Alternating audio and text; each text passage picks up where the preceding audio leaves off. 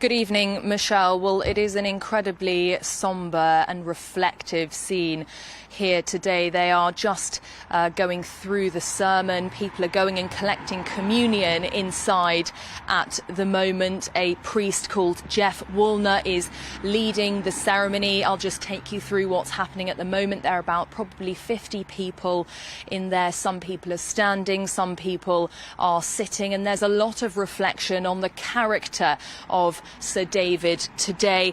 One person walked past me and said his death leaves a giant hole in the community.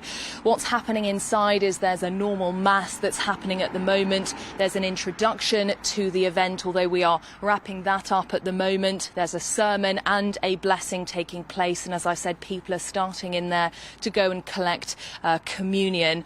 The priest actually said, on a rather poignant note, he said, "Have you ever known Sir David without a happy smile on his face? Because the greeting he would give you is that wonderful smile." And just before I popped up on air just now, I walked back in there to see what was happening, and there was a local councillor giving a reflection on his life and on his wonderful, she said, character, and people have been giving tributes, mainly, interestingly, focusing on his smile. That's a point that's been coming up again and again through the service that's taking place behind me.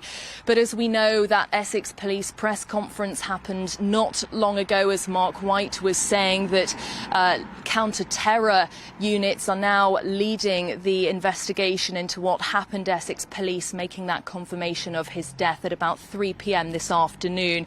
Chief Constable Ben Julian Harrington said the 69-year-old Southend West MP was simply dispensing his duties when his life was horrifically cut short. He went on to say it will be for investigators to determine whether this is a terrorist incident, adding they will be keeping an open mind about the motive. The Chief Constable said that when officers arrived, Sir David had multiple injuries. The East of England Ambulance Service, he said, worked incredibly hard to try to save his life, and they are urging anyone with any information to contact Essex Police. But let's just have a little look back at who he was, because he's been an MP he was an MP for an incredibly long time, since 1983. He's a father of 5 children. His family are being supported by specially trained police officers, Essex Police say, at the moment.